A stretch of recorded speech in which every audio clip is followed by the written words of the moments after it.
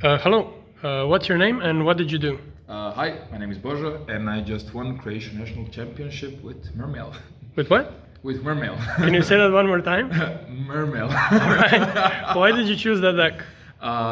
It's the deck I've been piloting for a year now, since the last European Championship. That's the deck I'm the most comfortable with, and I made the top 3 at the last Spring Challenge that was 3 weeks ago. So that was like the go-to deck for the Nationals. And would you say the deck is well positioned in the current metagame? I think it's like the 3rd or 4th best deck, depending on if you consider Memento playable. I think it's dog shit, but it's fine. Alright, so let's start with the deck profile. Let's go with the cards that people are going to recognize first.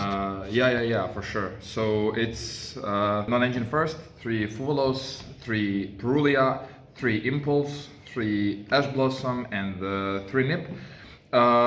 The Mermails are heavy engine decks, so you can't afford to play much non-engine, and I thought these were the most impactful ones. The 6 Charmies are mandatory because you can break boards with engine, so you like having multiple waters in hand. How much does Perulia being water actually come up? Actually a lot, because having water discards when drawled is really important for extension, and also not just for discarding. Perulia is neat because she's level 4 with 1500 or less attack, so you can revive it with Anemone and make easier rank 4s or synchro 7s. So it actually comes up. Okay, that's a really cool synergy actually. Yeah, it actually comes up. Okay, so are you playing any like staple consistency cards? Yeah, for sure. I was playing only 1-for-1 and Prosperity. This is 4th copy of Neptabis. It's kind of self-explanatory, and this just say add any card from your deck to your hand. It's a bit too good not to play. Honestly, I hate it. I wasn't even playing it until the Nationals, but this deck can brick because of the aquarium potential in the opening hands. Understandable. And this unbricks the aquarium part. Okay. Yeah. So that was the non-engine part. The engine part that people know, it's 3 Neptabis, 3 Dragoons, 3 Shadow Squad, 3 Abyss Shrine for the small ones, and maybe also the 2 Pikes. These are the cards that are the core essence, main engine of the deck. The Prince being the 1-card combo, Dragoons being a broken 2012 staple card, and new cards are just broken. This is the card that allows you to play through draw, and it's just cracked. It's a interruption plus extender and combo starter. It's everything the deck needs. I've noticed you've cut Diva from the deck. Is there any particular reason, or is it mainly just space? I like it is arguably the worst normal summon because it's sustainable to any hand trap in the game, and it's a definition of a hand trap magnet. But having these 2, because of the big fish I'm gonna talk about later, you can afford to have too many normal summons, and the Diva being the weakest one is just an easy way to cut it. It was my favorite normal summon going second because it plays well into draw, and if you can just save a normal summon for when they use all their interruptions, and just normal Diva and full combo from there. But I don't know, it didn't come up for me, and I wouldn't play it honestly. Okay, perfect. These were the small ones. The big ones were 3 Poseidra. Shout out to Urena guy, whatever his name is, kind of important.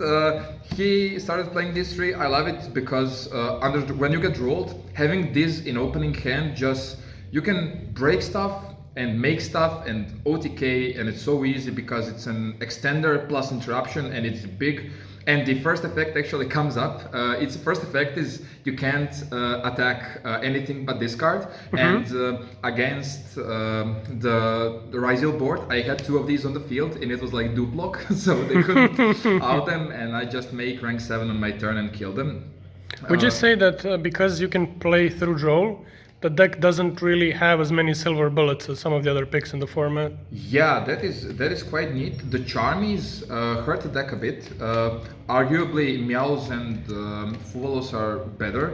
Everyone thinks it's Purulia, but you can just give them a one draw with Neptabis, and you don't even have to Glacier them because you have the better endboard option, which we'll say for the end of the video. But since draw isn't a problem as much with a mid to great hand, it is a great pick for the format, I think. Yeah, and it doesn't suffer a lot from Nibiru because you just look at their hand and take it out, so it's not as important. Yeah, that must feel good. I've been on the receiving end and it doesn't feel as good. Yeah, that is a great part. Another big ones are TTS. I like it. It's a non-once per turn, level 7 on the field. The search is 1 per turn, but you only need to search him for this, and this is broken, so you have to play 3. And these were the main engine ones that actually do something. And now the aquarium part of the deck, cards that are people familiar with. Infantry, the other guy, shampoo guy that was top 4 on some European stuff, I don't know. He cut this card. I think it's a mistake. I've been Baguskat like 7 times throughout the tournament, and you just normal Neptabis, send this, pop Baguska, keep playing. It's too good not to play. Beautiful. Yeah, and outing Floodgates is beautiful in main deck, so I love it as much. The hate card, Konami, please ban this doesn't do anything. I'm joking. This guy is great when you get Fuvalos because you can give them 0 draws, make them discard 2 cards and make an interruption out of it. So just either entire hand and play with a minimal board, right? Yeah. It's a risk always because the game now has a lot of 1-card starters, but usually if they have 3 cards in hand and you can make an bounce or a dark ruler with Gaios, it's usually enough. So then they can kill you and you kill them on the next turn. And the big guy is the reason the deck works. It's a soft once per turn discard, summon as many as possible. So that shifted from the Edison deck to the current metagame, right? Yeah, I bought this in 2021 for $2 for Edison, and now it's in my main deck for last year. But wait, these all look nice. Where's the pack filler garbage? Oh yeah, so the pack filler cards are are actually not that important, but they're just so not important you can keep them in your pockets, and it's no shame. So the guys you call with the big fish are the ugly fish and the butterfly fish. The ugly fish being the greatest OTK potential in the deck since it recharges the attack on all of your synchros. And butterfly fish for playing under draw, having an extra body. This guy just sounds like it was made in 2025. He is a common with 5 effects, and all are good, so it's nice. And that's nice, but I don't want to look at him anymore. Yeah, these are the broken ones. This guy snipes Nibiru out of hand, and beautiful. And makes the life easier. And this guy just says your opponents can't play with the 2 cards remaining in their hand, so it always feels nice to resolve. I'm so glad they removed the wind one. Yeah. The wind one was a problem for sure. Okay, should we go extra deck then? Yeah, of course. The extra deck is a bit tight, and honestly, I was having debates on some of my deck choices. For the links, I was playing Lizardos, Ugly Fish, the Jesse Cotton card, and the Link 3. This guy makes 0 OTKing sense, even if people are saying that it's a going second card. I never make it going second. I make it going first when I have so much and I don't know what to do with it. I just draw cards and it feels good. So it's like a win more card, right? I wouldn't say it's a win more, because in some situations you clog your board with big bodies, and when you want to resolve your fish, so you can plus even more. So it's like you just free up space and also convert it to more advantage. Yeah. It's the best way to convert garbage into playable cards. Okay. This is the reason I play this card, because drawing big Edison card is a staple for me. I draw it entire my tournament, and this just say special big fish from hand. It's it sucks because you can't link him. He has one niche effect to banish 2 cards from the field, including another fish and one opponent's card. That happened once, and he got Solemn Strike. So I don't know. And it's probably never gonna happen again. Yeah, but it's funny, I guess. This is broken. I was playing 2 of this for a long time, but it's a bit tight in extra, so I can't afford to play any one more. And then the new custom card. Yeah, this card just says your statue is much harder to out now because your opponent cannot target anything with it, and the end board goes all here, so your opponent can target anything, and they have to play, so they can't obviously. It's a definition of a 2025 card, yeah. For XCs, I was playing the small one. The small one, I don't play the trap. I played the trap in my last tournament. Now everyone draws me and I never resolve it, so I just don't want to open the Icarus and not having anything else to play with. It's a best card for going under draw because you convert 2 of your level 3s into 2 cards in hand, and that is just great. Stealth Dragon. This is the Fiendsmith FTK card. They can't light fiends, who more like water fiends, and it's a time card. It came up for me twice because the games now last very long because every deck is combo deck which FTKs you, and you have to have a way to protect yourself in these situations. And for the big guys, the custom Reborn Anything card, the old custom Dark Ruler, Ancient Organism, I don't know, endboard piece, and the definition of a 2055 card. This guy just, I don't know, Konami, please make more of this for water, but whoever made this was, I don't know, I don't know what we were thinking. Yeah, this guy soul charges 3, bounces non-targeting 3, foolishes for cost, just does anything. Yeah. And for the synchros, the get a statue out of the deck card, the revive fish from the grave card, the board breaker card actually. I heard that worked out for you.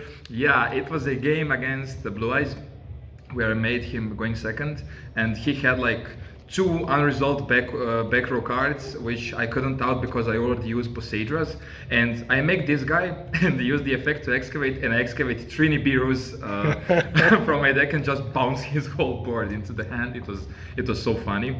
The 9s are Trishula. You make this when get drawn, so opponent has a banished card. So you can make Prima Donna and the statue then. And it's also a nice card when you get, when you're board breaking, if they're playing Fiendsmith or something that can, you know, make your day worse if they get to their turn. So you need to have a card that outs problematic stuff from the grave too. So just cleans up, right? Yeah, just a cleanup duty card. The Virtual World card, I love it. I'm a big Virtual World enjoyer. I play this since then. This guy just draws 2, pops 2, procs your Atlanteans and Mermails. It's a custom card. And Changing, this is the endboard piece you end with your statue. And in the combo, this guy, if you have a banished Lizardos, just puts down everything for 100, and you can trigger him with the Abyss Shrine from the deck to banish herself and draw a card.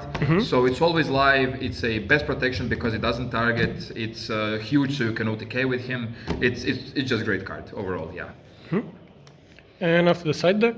Yeah, the side deck. The side deck is a bit, I would say, thought through. It was the hardest thing for me for this deck personally. For the going first cards, we have 1 Call by the Grave and 2 Deep Sea Minstrel. I saw people playing 3 of this in the main. It's I don't love it. I don't love it when I draw it. I love searching it, but I hate drawing it going second. It's a worse card for me because if you don't have a Dragoons or Shadow Squad specifically, it's a straight up neg. And even if you get the nib out of their hand, you still need to work through like 5 interruptions on board. And you keep the 1 in when you're going second, right? Yeah, that is the thing people ask me about. I keep 1 going second because You can search it, and when you break the board, just look at their hand for the Nibiru's or like March Hare in hand, so you force it. And it's a great way to make sure your OTK or statue line comes through even going second. Also, for the going first / going second cards, I decided to go with 3 salesman.